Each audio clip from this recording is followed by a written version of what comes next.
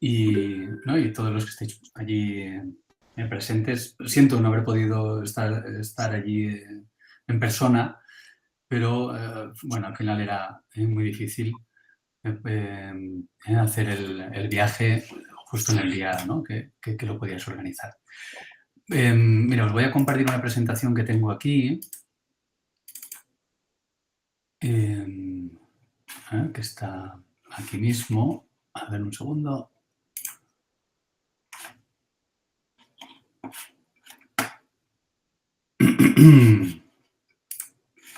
Espera, voy a intentar compartir esta presentación que será más fácil de mover. Muy bien. También quería pediros, Daniel y César, no sé si podéis poner, no sé si es posible poner la cámara que enfoque al público o que se enfoque de alguna manera, porque no es más fácil, ¿no? Hablar sabiendo a quién nos dirigimos. Si es posible, para veros. Muy bien, así estaría bien también. Muy bien, pues gracias, porque así digamos que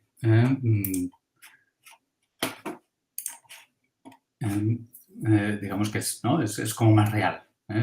lo que vamos a hablar ahora. Pues mira, yo os tengo preparada esta presentación, que es una presentación en la que quería dedicar una primera parte a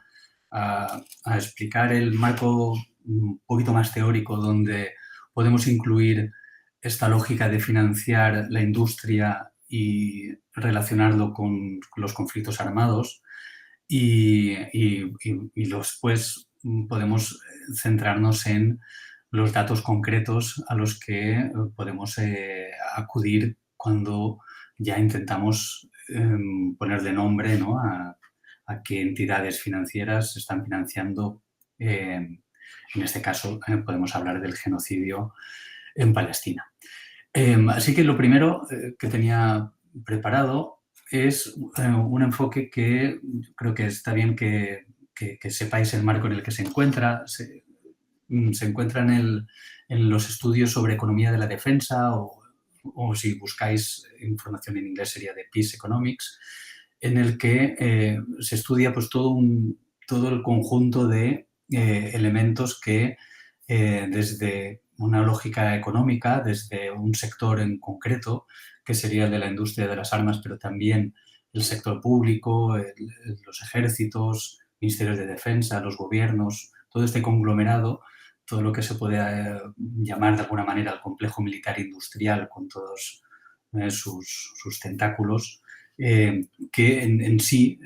conforman un grupo de presión o un grupo con unos intereses comunes que pueden trabajar y trabajan, yo creo que para conseguir avanzar en ellos. En la economía de defensa, nosotros nos centramos en el Centre de Estudis per la Pau, que es la organización en la que yo trabajo ya desde hace pues, casi 20 años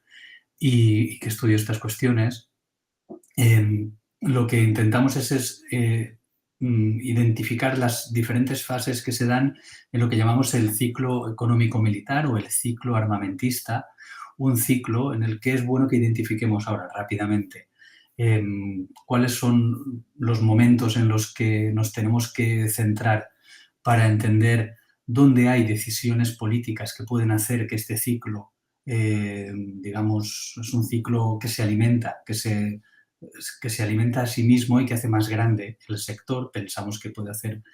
más grande este grupo de interés en que exista un mayor mercado de armas o que exista un negocio relacionado con las armas, con las implicaciones que esto pueda tener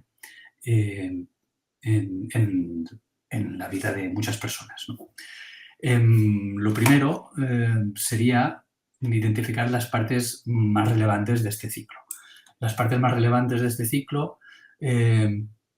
son quién pone el dinero, ¿no? Tenemos que tener en cuenta que la industria militar, la industria de las armas, eminentemente es una industria de empresas privadas, pero cuyos ingresos provienen únicamente, prácticamente únicamente, un porcentaje cercano al 100% de los presupuestos públicos destinados al gasto militar, los presupuestos militares, ¿no? Los presupuestos de los ministerios de defensa. Es decir, tenemos una primera fase de este ciclo que es la decisión política de poner recursos en los presupuestos, en los presupuestos generales del Estado, en que haya más o menos en el gasto en defensa. Y esto determinará todo el resto, no solo los presupuestos del país, ¿no? En el caso de español es relevante porque España vende armas que no estaría en los presupuestos del Estado, pero compra también armas. ¿Y a quién le compra? Sabemos que España le compra armas a Israel, que España tiene ahora mismo vigentes 46 contratos para comprar armas a Israel, y esto de alguna manera alimenta también este grupo de interés, este sector, este complejo militar industrial, en este caso de Israel. Así que yo creo que nos sirve para hacer una doble lectura. La importancia del gasto militar. Después, en el ciclo, ahora nos pararemos obviamente en la industria, entender cómo la industria militar funciona en esta lógica económica, en este ciclo económico militar, en que se trata de empresas que reciben pedidos, habitualmente pedidos de gran volumen, pedidos en el momento en que se realiza la contratación por parte de un gobierno a la empresa de armas, pasan 5, 10, 15 o incluso 20 años hasta que se entregan estas armas. Y la empresa necesita empezar la producción sin haber cobrado, sin tener adelantos por parte de los gobiernos. Y es por ello que es tan relevante la financiación de las empresas de armas, porque deben, digamos, adelantar, ¿no?, una gran parte de las inversiones que tienen que hacer, de las contrataciones, de la compra de materias primas, etcétera, para poder desarrollar esas armas que cobrarán al cabo de 5, 10, 15 o incluso 20 años, tal y como se vayan entregando a los gobiernos que las han comprado. Aquí aparecen algunos elementos de los que podemos hablar si tenéis interés, que es cómo esto puede generar deuda también, que tiene relación, ¿no?, con la lógica financiera, otros aspectos de la industria militar, como es la I+D, cómo se financia la I+D. Y tal y como estaba mencionando, la importancia que tienen las finanzas en las empresas de armas, por su propia particularidad, en el que hemos identificado que no se financia solo a la industria militar a través de los mecanismos habituales en que los bancos o las entidades financieras puedan dar este servicio a las empresas, sino que también existen unos mecanismos. Aquí en la diapositiva, pues no sé por qué ahora al convertirlo en PDF se me han ido las flechas, estos cuadritos pequeñitos, son flechas en realidad, que tienen relación. El comercio de armas también tiene un apoyo financiero en cuanto a asegurar las operaciones. Muchas operaciones de venta de armas, de exportación de armas, tienen riesgos y frente a estos riesgos existen productos financieros que aseguran las exportaciones y que existen específicos para el caso de las exportaciones de armas, también con una lógica de apoyo privado, pero también público, ¿no?, que vamos a ir viendo.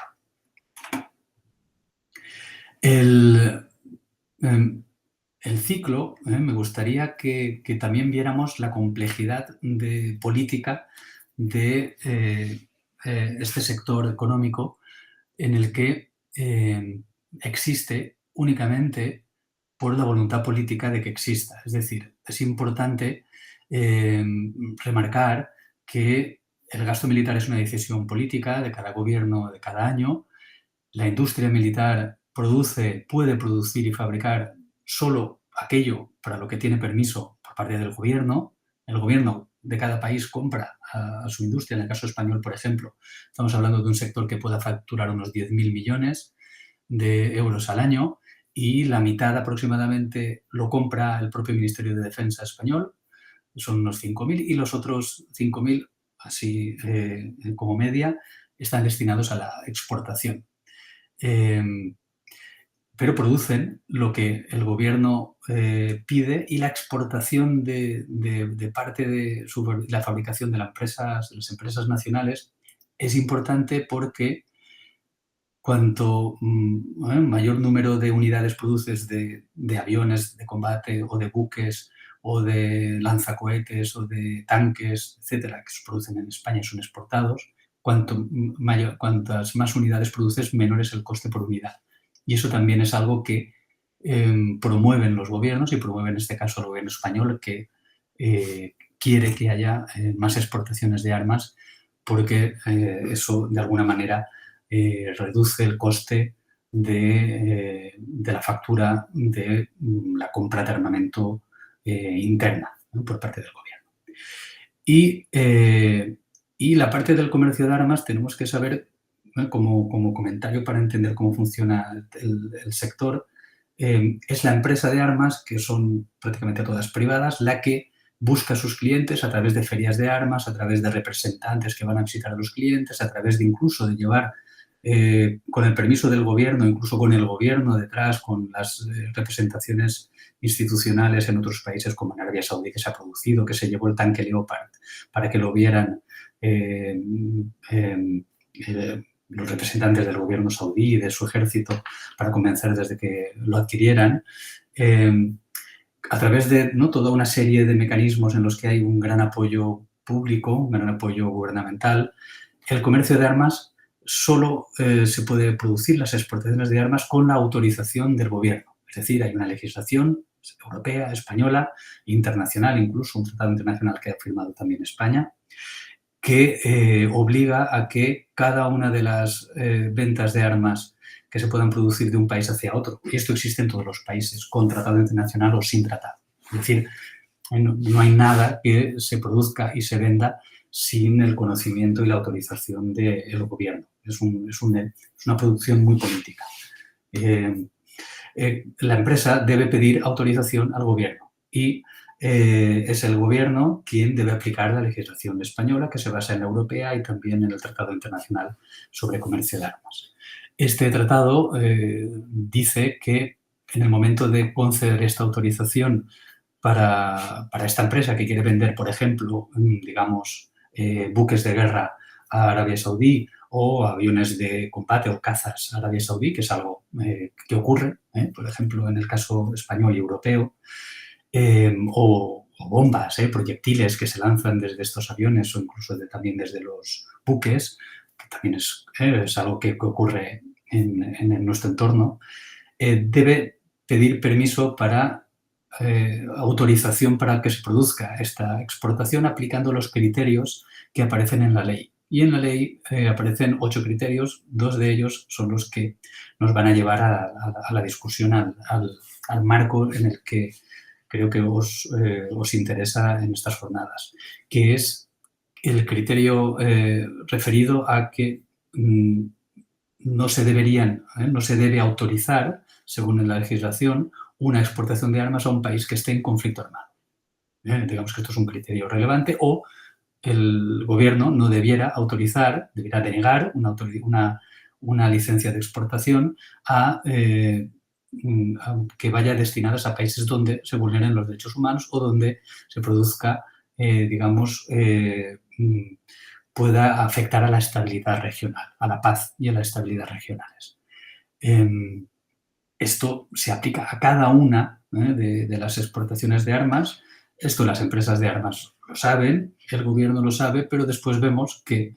se producen ventas de armamento a países donde se están cometiendo a veces vulneraciones de derechos humanos, de derecho internacional humanitario, o donde países que estén en conflicto armado, como ha ocurrido con el caso de Arabia Saudí, y en el caso de Israel es un elemento central en el debate que estamos teniendo ahora, en el momento de pedir, cuando se está pidiendo un embargo de armas, que es una herramienta diferente a la aplicación de la legislación sobre comercio de armas, pero que tiene también peso en el que estaría prohibido vender armas a un ejército como el de Israel, en el que tengamos sospechas fundadas de que va a ser utilizado para cometer crímenes contra la humanidad o crímenes de guerra o digamos directamente que va a formar parte, ¿no?, de la intensificación de un conflicto armado. Dicho esto, este sería el marco en el que tienen una influencia, y por eso lo ponía aquí, los gobiernos, las doctrinas de seguridad, la percepción de las amenazas, las decisiones políticas relacionadas con amenazas y riesgos a la seguridad que conformamos también de una manera cultural, ¿no? Por eso también es importante resaltar que estamos hablando de un sector económico que depende de las decisiones políticas, que las decisiones políticas están marcadas de algún modo también por lo que sucede fuera del Parlamento, fuera del Gobierno, en el que podemos tener un rol. Podemos tener un rol la sociedad civil, podemos tener un rol las universidades, podemos tener un rol los movimientos sociales, en el que podamos determinar que esto sea de una manera o de otra también. No es algo que viene dado, no es inamovible. Las políticas de seguridad y defensa, las decisiones sobre gasto militar, en lo que hace la industria militar o el comercio de armas, no es algo en lo que no tengamos capacidad de influir y de incidir, porque también es una construcción, de algún modo, aunque parezca más lejano social, y mucho podemos hacer. Y en el caso, yo creo que de Palestina estamos viendo que algo tenemos de capacidad de incidencia. Pero tenemos que saber también que este sector es un sector fuerte, es un sector cohesionado, es un sector en el que es un gremio, el sector de las industrias militares, principalmente privadas, que tienen sus objetivos empresariales lógicos y habituales en el marco económico actual, de maximizar su beneficio, es lógico. Yo recuerdo cuando estudiaba economía que nos repetían casi cada día, para ser buenos economistas, vuestro objetivo es maximizar el beneficio de la empresa. Y nos decían, pero para ser buenos economistas de verdad no tenéis que hacerlo a corto plazo, porque si no, eso sería especular, sino que tenéis que trabajar para maximizar el beneficio económico de la empresa a largo plazo. Claro, si esto se lo aplicamos a la industria militar, tenemos que ver qué es lo que tiene que hacer la industria militar para maximizar su beneficio económico en el largo plazo. Y para ello, obviamente, necesita demanda de sus productos o que sintamos la necesidad de la demanda de sus productos. Y los productos de la industria militar, pues ya sabemos cuándo son utilizados y qué demanda se genera. Y aquí tenemos que identificar pues, que sus acciones de publicidad y de marketing, más allá de participar en ferias de armas y el uso digamos, de representantes para conseguir poner sus productos y acercarse al cliente, es importante saber que a las empresas de armas les interesa, sobre todo, convencer a los gobiernos de que deben dedicar más recursos a dar respuesta a las amenazas, a los retos de seguridad que haya en un país o en un lugar determinado con sus productos. Y para ello ejercen actividades de lobby, como todas las empresas. De lobby, de convencernos, de hacer sus informes, de estar cerca del poder para convencernos de que esto suceda. Y yo creo que esto es lo que está sucediendo ahora en Europa. En Europa, cerca del poder, ha estado, y tenemos constancia de que así ha sido durante muchos años, la industria militar intentando convencer al gobierno europeo de cada momento, y al actual parece que así lo ha conseguido, de que con sus servicios y sus productos se puede dar respuesta al contexto que sabemos que existe en Europa, e incluso en otros lugares del mundo, porque yo creo que todo está ligado de alguna manera, no solo la guerra de Ucrania, la que puede incidir en la sensación de amenaza y de inseguridad y de militarización, la percepción de que quizá hay que militarizar Europa en un futuro, sino también, obviamente, lo que ocurre, el genocidio en Palestina y muchos otros conflictos. Todo esto alimenta, ¿no?, ese maximizar el beneficio a largo plazo. Y para que veáis cómo funciona el lobby, hace tiempo hice un artículo sobre esta cuestión en la que estaba mirando cuántas empresas hay en Bruselas haciendo este lobby y cuánta gente tiene trabajando y cuánto presupuesto. Y hay varios informes al respecto que hacen entidades amigas y algunos académicos. Y vi en aquel artículo, que ya tiene unos años, que dedicaban varios millones de euros a ejercer el lobby y tenían como mínimo contratadas entre todas las principales empresas de armas identificadas por algunos otros estudios, 50 personas haciendo lobby cada día en el Parlamento Europeo en cuestiones de armamento. Nosotros, que somos una ONG de cultura de paz, que tiene una visión crítica con todas estas cuestiones y que tenemos partners en otros países y tenemos una red europea en la que intentamos hacer también nuestro lobby en Bruselas, tenemos contratado a Leticia a media jornada, que trabaja haciendo lobby, digamos, en dirección contraria. Es decir, los pesos son muy diferentes. Y sin más, me gustaría pasar a los datos sobre la financiación para poner nombre a quién financia, a ver cómo funciona, con los dos últimos informes que hemos hecho al respecto. Uno que hemos llamado La banca armada y su corresponsabilidad en el genocidio en Gaza, y el otro, el más reciente, digamos que uno es del año 2024, el otro es del 2025, el negocio de los bancos en el belicismo global. Estos informes los empezamos a hacer en el año 2008, cuando vimos que en este ciclo empezamos a indagar y a ver la necesidad que tenían las industrias militares de financiación. Y en aquel momento recuerdo que estuve yo mismo mirando una a una los balances, las cuentas de resultados de cada una de las empresas de armas, las principales empresas de armas y del sector militar en un sentido amplio español,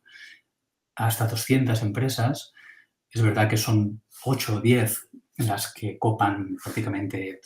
toda la facturación, pero hay otras complementarias que también es importante mirar. Y salía como media que tenían una ratio de endeudamiento del 73%. Es decir, bueno, tienen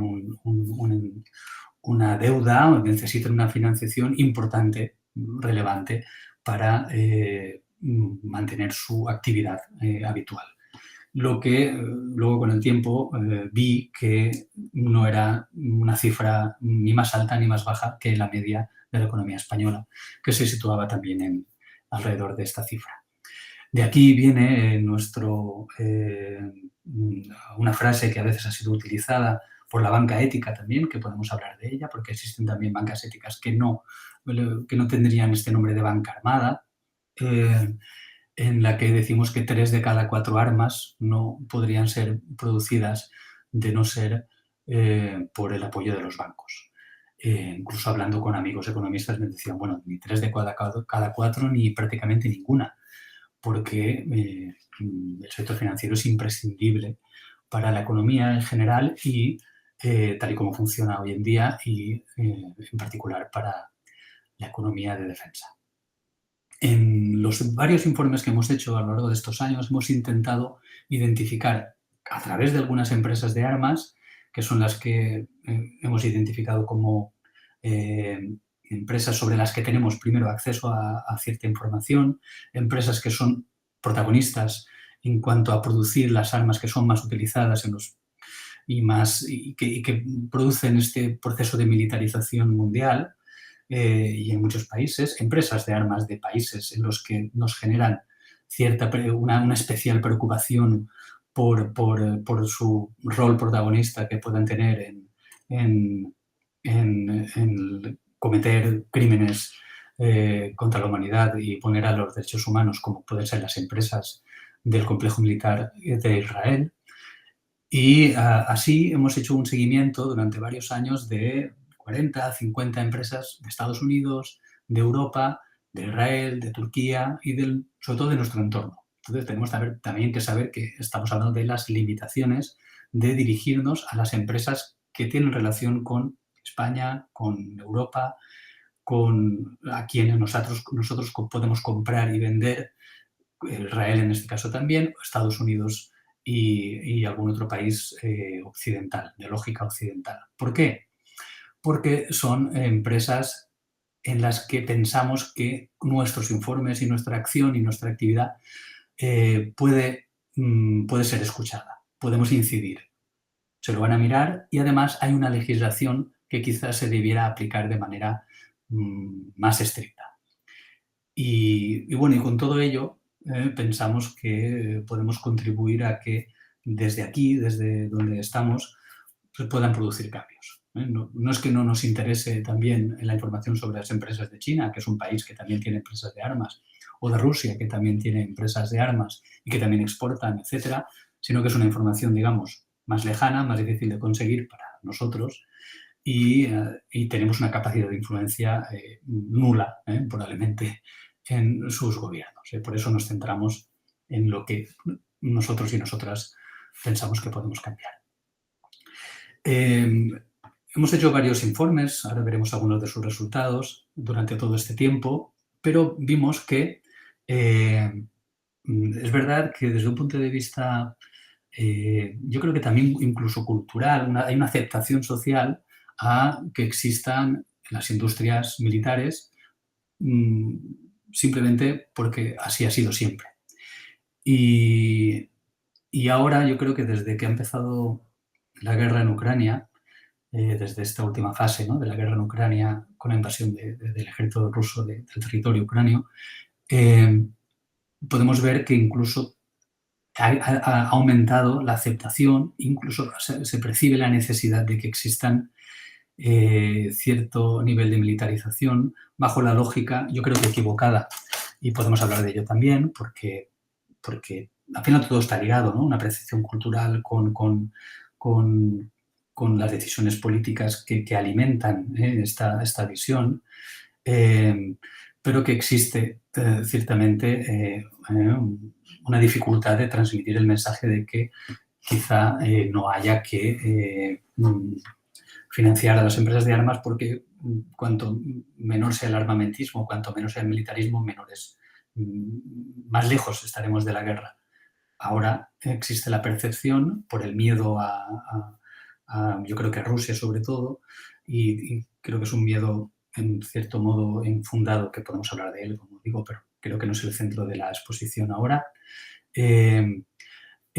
esto complica el elegir un tipo de armas u otros, un tipo de empresas u otras en los que poner el foco.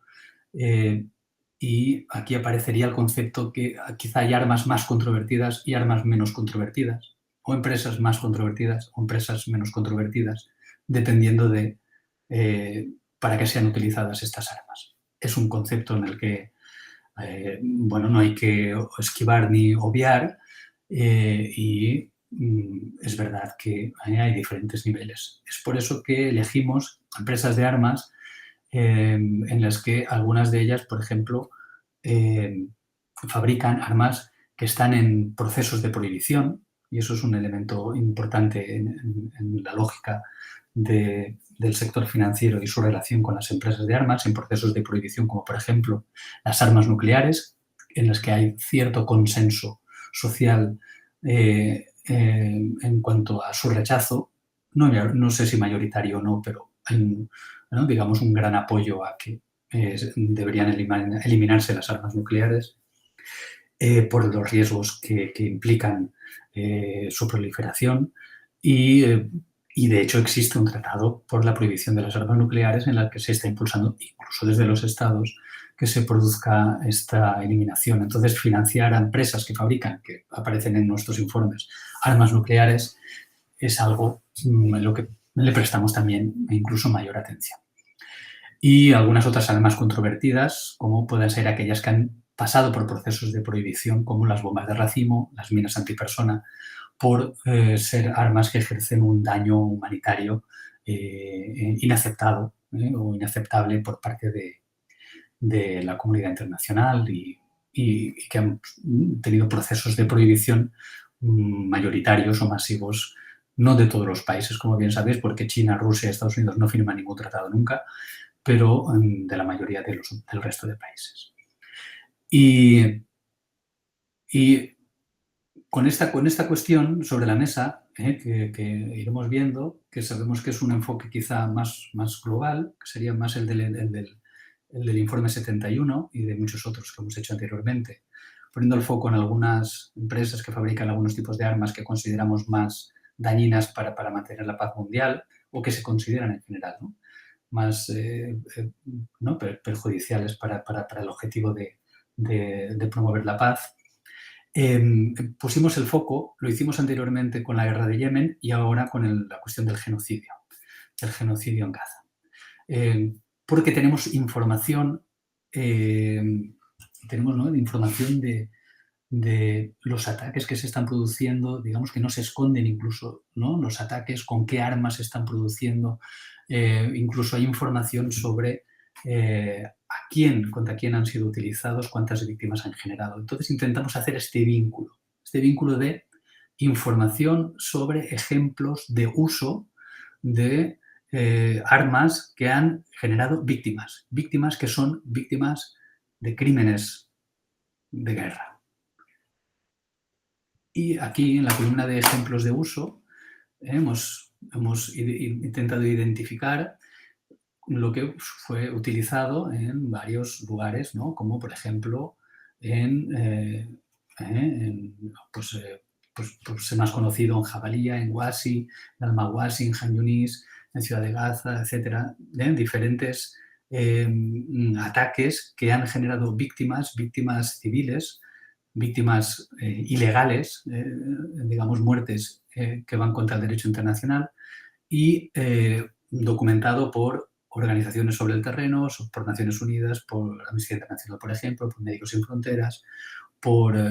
periodistas que en ese momento sí que podían cubrir esta cuestión. Digamos que hemos identificado, hemos visto con qué armas se hacía, desde cuáles se disparaba y qué arma era el explosivo utilizado, el proyectil utilizado. Y ello nos lleva a identificar el nombre del arma, por ejemplo, las aeronaves que han sido utilizadas, o misiles y bombas guiadas, que son aquellas bombas que se lanzaron al principio, además con unos sistemas que tiene el ejército israelí de algoritmos que buscan sus objetivos, digamos, sin participación humana, simplemente cuanto más mejor, en las que se utilizaban estas bombas llamadas inteligentes, que generaron muchísimas víctimas civiles, como bien sabéis, o barcos o artillería, etcétera, ¿no? Los howitzer también son bien conocidos, municiones de 155 milímetros, que también conocemos, que han sido utilizadas para cometer el genocidio en Palestina. Con todas estas armas identificadas que se han utilizado para cometer estos crímenes de guerra, hemos visto qué empresas las fabrican. Aquí lo veis: General Dynamics, BAE Systems, Rheinmetall, Leonardo, Boeing, Northrop Grumman, y aquí vemos algunas otras. Rafael, Elbit Systems, por ejemplo, también, claro, de Israel, algunas de ellas. Y con ello miramos también qué países exportaron armas, de dónde son estas empresas, que son principalmente de Estados Unidos y de Alemania, que son los países que exportan armas, sobre todo son los que exportan prácticamente todas las armas que recibe Israel de fuera, a excepción de algunas otras de Italia, de algo que hemos encontrado también menores, ¿verdad?, últimamente, de España y de algún otro país. Pero hemos identificado que estas exportaciones se produjeron antes y se están produciendo todavía, pero los años anteriores a que se empezara a cometer el genocidio, y hemos visto que Israel las adquirió, con las bases de datos a las que tenemos acceso. Entonces, estas empresas son de las que buscamos la información para ver quiénes las financian y quiénes no. Y buscamos qué entidades financieras las han financiado. Y aquí vemos que el Banco Santander financió a Boeing, a Leonardo, el BBVA en esta época financió a Boeing o a Leonardo, o CaixaBank a Boeing, y recordemos que son las empresas que fabrican algunas porque Boeing, por ejemplo, que puede parecer una empresa que no es militar, pero sí, fabrica también los JDAM, que son misiles, ¿no? Y bombas guiadas utilizadas para cometer estos crímenes que decimos. Y vemos también que aquí pues, van apareciendo otros bancos que quizá que conozcamos, como el Banco Caminos, por ejemplo, que aparece aquí. Esto es en el caso, ¿no?, exclusivo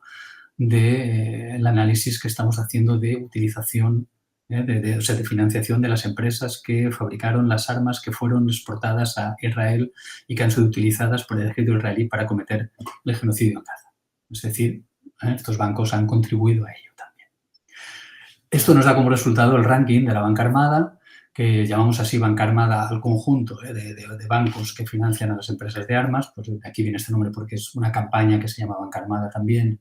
y que sirve para generar cierta movilización social y ciertas protestas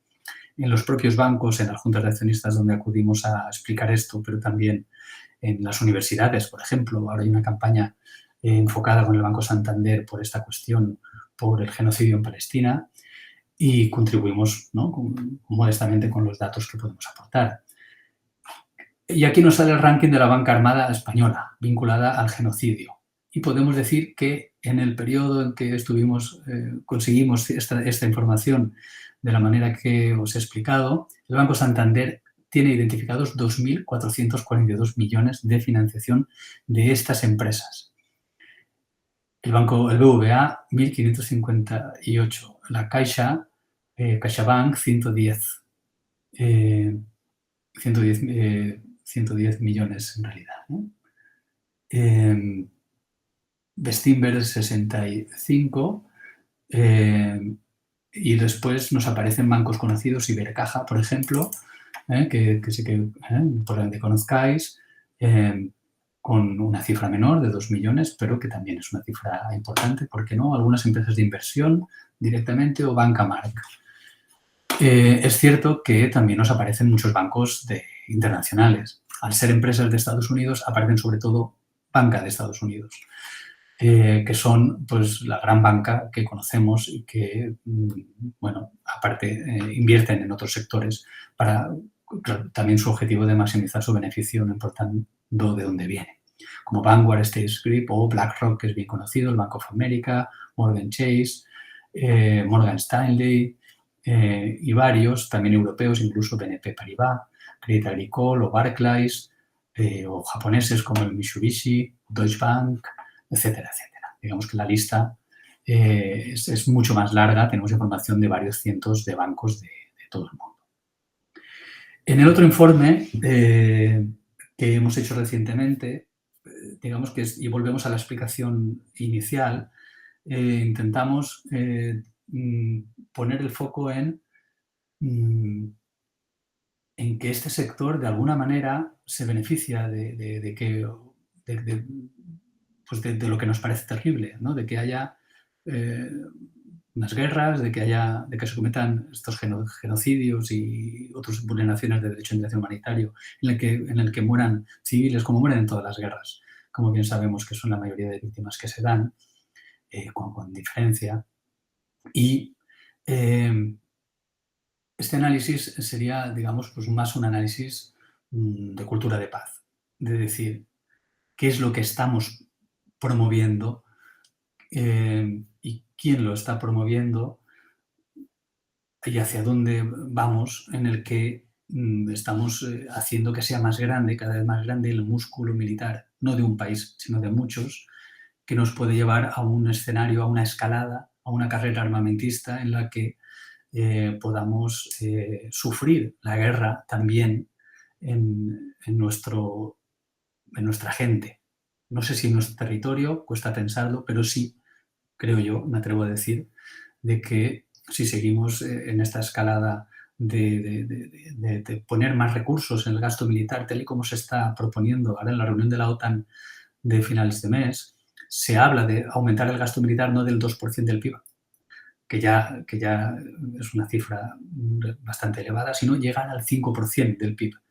Esta es la estimación de los recursos que se pudieran generar en el mundo destinado a aumentar los gastos militares, digamos, esta carrera armamentista que se produce en unos países también se producirá en otros, y las grandes expectativas que hay de aumento del negocio armamentista mundial. Estamos hablando de duplicar o triplicar el dinero disponible en los próximos años para armamento. Y claro, esto se ve reflejado en las cotizaciones de las empresas de armas. Por ejemplo, Rheinmetall, la principal empresa de armas de Alemania, que Alemania, recordemos que exporta armas a Israel, Rheinmetall ha aumentado su cotización un 700% desde el inicio de la guerra en Ucrania. O Leonardo, la principal empresa de armas italiana, o de origen italiano, porque al final las empresas son incluso también transnacionales, han aumentado un 400%. O Indra, la española Indra, que además está aumentando su sector de defensa, sus expectativas de acceder a este aumento de recursos que se quiere destinar para el rearme, ha aumentado en este periodo un 100%, ha multiplicado por 2 la cotización de sus acciones. Es decir, estamos quizá yendo hacia un cambio de era en el que podemos duplicar o triplicar el volumen de empresas de armas y de armas disponibles en el mundo y de militarización, lo que puede llevar a quizá escenarios en los que la guerra sea más probable, sea bastante más probable. Y esto sería otro enfoque de paz y de seguridad, pero que creo que es importante señalar y en el que hemos intentado ver pues, que empresas, de las principales empresas que se pueden estar beneficiando o se puedan beneficiar de estos aumentos en los gastos militares y en el negocio armamentista, estas empresas de algún modo están proponiendo que esto sea así. ¿No? Están impulsando con sus actividades de lobby, con una visión que como mínimo les va a conseguir que se genere mayor beneficio económico en sus empresas y mayores dividendos a repartir entre sus accionistas, pueden ser corresponsables de esta escalada bélica a la que vamos, en el que yo la verdad que lo veo con temor, no sé cómo lo veis vosotros y vosotras, pero yo tengo 2 hijos, uno de 7 años, otro de 9 años, y nunca hubiera pensado que tendría el temor a que quizá dentro de unos años les vaya a llegar una notificación de que tienen que ir a hacer un servicio militar y después ir a patrullar a un lugar X, porque esta es la manera en que se gestionan las relaciones internacionales entre Europa o España y otros países, ¿no? Y esto quizá ahora no es tan lejano con la deriva, ¿no?, a la que quizá pudiéramos ir. Y las empresas yo creo que aquí tienen mucho que decir. Empresas de armas y bancos que forman parte de este conglomerado, y vemos que de estas empresas, las principales empresas de armas de nuestro entorno, en las que aquí tenemos este gráfico que se ve que son Airbus, Rolls-Royce, Safran, Aernnova, como española, Thales, Indra, Leonardo, vimos algunas de las que facturan más. Ahora, por ejemplo, Sidenor, que la teníamos aquí con ciertas dudas, porque eso es una empresa del País Vasco que fabrica metales. Ahora mismo se ha identificado que Sidenor está exportando metales para armas a Israel. Y esto ha sido ahora mismo identificado. O sea que sí que es importante también toda la fabricación del conjunto incluso de los materiales que pudieran ser de doble uso, pero que en este caso son exportados con este objetivo que se ha identificado más recientemente, lo acabo de ver hoy mismo, que está saliendo, que va a salir por un puerto español. Y otras empresas como General Dynamics de Estados Unidos o Thales de Francia, etcétera, ¿quién las financia? ¿Quién las financia ahora? Y vemos que son el BBVA, el Santander, los grandes bancos que juegan a esta... Bueno, yo creo que, no sé si con el objetivo específico de que este sector sea más grande, pero sí como mínimo con el objetivo de conseguir los mayores beneficios posibles, porque es un sector que ahora mismo genera unas expectativas de ganancia muy altas y de ahí el incremento en sus cotizaciones bursátiles. El ranking que nos ha salido ahora de banca armada española sería este, que es bastante más, lo hemos hecho más amplio poniendo a empresas de inversión para entender que hay muchos tipos de empresas también en este país que se dedican a invertir y que pues aquí aparecen otros nombres, desde la SEPI, la Sociedad Estatal de Participaciones Industriales, que tiene participación de algunas empresas de armas, de las más importantes como Airbus o Navantia, o el Santander, el BBVA, como siempre, o la Caixa, pero también está Cuchabank, también aparece Banco Sabadell, también aparece Caja Rural, Bankinter, Bancamar, Cabanca, Ibercaja, aparecen como bancos conocidos Unicaja, Mafre o Santa Lucía, y así, ¿no? Una serie de nombres que nos suenan y que pueden ser nuestro banco, ¿no? Pueden ser nuestro banco. Tenemos que saber que quizá con nuestro dinero nuestro banco está financiando alguna de estas empresas. Y esto es algo que tenemos que tener en cuenta. Y esto lo saben los bancos porque a los clientes les preocupa de alguna manera, y con esto acabo la exposición, que es qué incidencia, ¿no? hemos podido hacer, aparte de la política en los gobiernos, en las propias entidades financieras. Y las propias entidades financieras, desde el inicio de esta campaña y gracias a otras campañas también, que existen en otros lugares de Europa similares, han dedicado un tiempo, al menos, de sus departamentos de RSC, de Responsabilidad Social Corporativa, a construir lo que llaman sus políticas de defensa, sus políticas de inversión en el sector de defensa, de financiar el sector de defensa. Hicimos un informe recientemente en el que miramos algunas entidades y según cómo eran sus políticas de defensa, en el que aparecía un grado de compromiso alto, cuando tenía una puntuación máxima de 20, porque tenían una política en materia de defensa que prohibía financiar a las empresas de armas. Estaríamos en esta parte en la que se relaciona cualquier producción y venta de armas y que no financie la fabricación de armas directamente. Esto solo lo consiguen los bancos éticos, los bancos considerados éticos, como FIARE Banca Ética,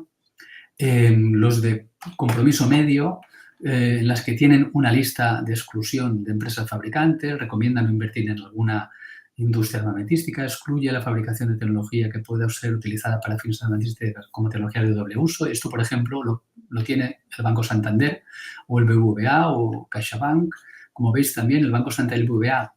tienen su lista de exclusión de empresas de fabricantes de armamento, pero no nos dicen qué empresas son. Eso también es un problema. Pero tienen su lista y como la tienen, pues consideramos que quizá tienen cierto compromiso. Y aquí vemos, ¿no?, un compromiso un poco más bajo, que sería pues las que consideran que haya armas controvertidas o minas antipersona, prohíben financiar las minas antipersona, que son estas prohibidas, las municiones de racimo, las bombas de racimo, las armas químicas, las armas biológicas, armas nucleares, digamos, o el fósforo blanco incluso, o munición de uranio empobrecido que tenían relación con las armas nucleares y que son, en principio, armas prohibidas. Es decir, se están prohibiendo financiar la producción de armas que están prohibidas o en fase de prohibición. O sea, que tampoco, digamos, que es gran cosa, pero es cierto compromiso. Y luego, pues, un compromiso más bajo cuando consideramos, ¿no?, que sí que se incorpora algunos otros elementos relacionados con el armamentismo. Claro, ¿esto qué resultado nos da? Esto nos da un resultado de que aparentemente muchas empresas muchos bancos, muchas entidades financieras tienen políticas relacionadas con la inversión en materia de defensa, porque hay conciencia social, hay cierta protesta, cierto nivel de protesta y de demanda por parte de la sociedad civil para que sea diferente su actuación en este sentido, pero claro, vemos que el Banco Santander y el BBVA no estarían mal posicionados en este ranking, visto así, pero son los bancos que más dedican a financiar a las empresas de armas. Y claro, esto nos hace pensar que en realidad el objetivo de tener estas políticas en materia de defensa no es el de reducir o el de eliminar la financiación de la industria militar, porque no les interesa y porque tampoco formará parte de sus valores, sino gestionar, ¿no?, una crítica social y probablemente ser más eficientes en sus decisiones a la hora de financiar a estas empresas, eliminando aquellas que ya produzcan aquello que está prohibido, que ya no tiene tanto futuro, y financiando otro tipo de armamento que probablemente dé más beneficios. Y hasta aquí he llegado la exposición. Espero no haberme alargado mucho, ya siento quizá haberlo hecho tan largo. Gracias.